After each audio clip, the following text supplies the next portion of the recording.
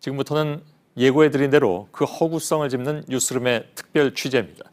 현재 일본 아베와 국내 친일 매국 세력들이 강제징용에 대한 책임을 거론할 때마다 그들은 하나같이 1965년 한일 청구권 협정으로 전부 끝났다고 주장하고 있죠. 하지만 최근 JTBC가 해냈습니다. 그 금액들이 어디로 쓰였는지를 자세하게 찾아낸 것인데요. 지금부터 짤막하게 요약해드리겠습니다. 2015년 일본 외무성이 전 세계에 공개한 홍보 영상인데요. 일본의 원조로 아시아가 번영할 수 있었다며 대표적인 사업으로 서울 지하철과 포스코 건설을 다룹니다. 일본이 65년 한일 청구권 협정 이후 우리에게 보낸 것은 무상협력기금 3억 달러, 유상차관 2억 달러, 그리고 상업차관 3억 달러까지 총 8억 달러였습니다. 그들로선 당연히 갚아야 할 책임이었지만 이걸 전부 원조라는 이름으로 둔갑시키며 스스로 면죄부를 준 것이죠. 그러면서 지금은 그걸 가지고 말장난을 하며 강제징용에 대한 개인배상도 끝냈다고 주장하는 것이고 국내 매국 세력들까지 이에 동조해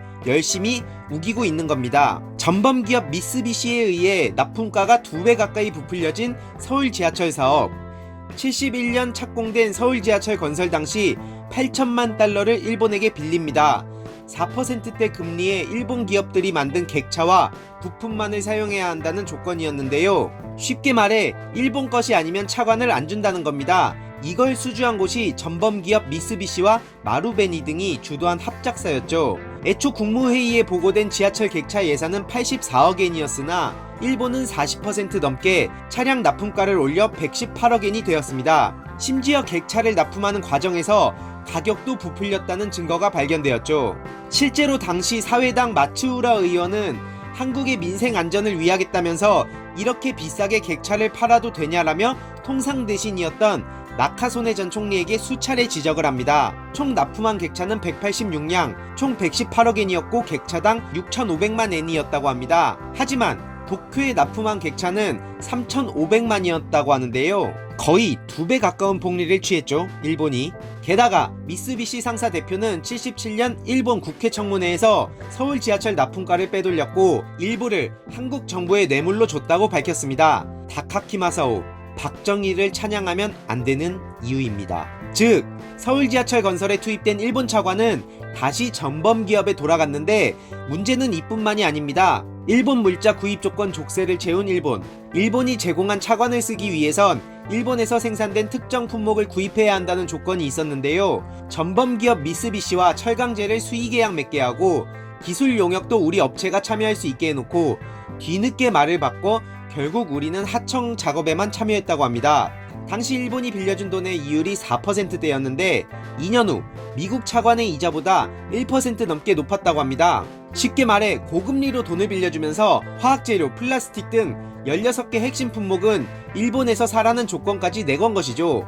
즉, 일본은 한국을 도운 게 아니라 경제협력이라는 이름으로 부당한 이익을 취하고 있었고 제대로 사과하고 배상한 것도 아니고 그간 말장난을 해왔다는 게 제대로 탄로난 셈입니다. 공해산업을 한국에 떠넘긴 일본, 게다가 일본이 건넨 8억 달러 중 3억 달러가 무상경제협력 기금이었는데요. 그게 가장 많이 투입된 곳이 오늘날 포스코입니다. 원래 일본은 여기에 부정적이었으나 갑자기 협력하겠다고 나섰다고 하는데요. 그 이유가 바로 환경 문제로 일본에서 공장을 짓기 어렵게 되자 포항제철로 활로를 뚫은 것이죠. 1950년대 일본은 중금속 오염병인 이타이이타이병과 미나마타병으로 환경오염 문제가 심각해 가급적 공해산업을 한국 쪽에 넘겨주는 것이 좋다라는 발언을 했던 사실이 공개되었습니다.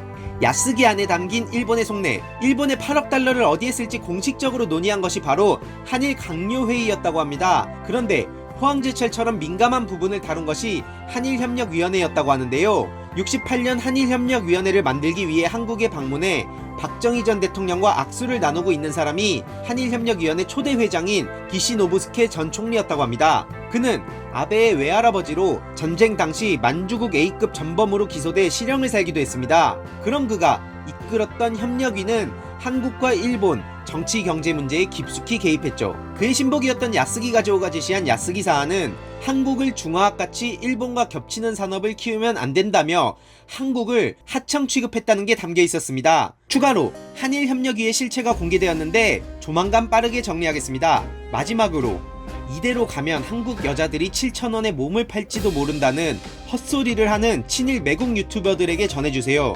한국을 일본의 하청국가로 만들려고 했던 박정희 전 대통령을 옹호하고 그와 똑같은 짓을 저지르는 본인들이 역사에 어떻게 박제될지 똑똑히 기억하시라고요. 지금 당장은 응원하고 좋아해주는 사람들이 있으니까 제대로 맛이 간 것 같은데 정신들 똑바로 차리십시오.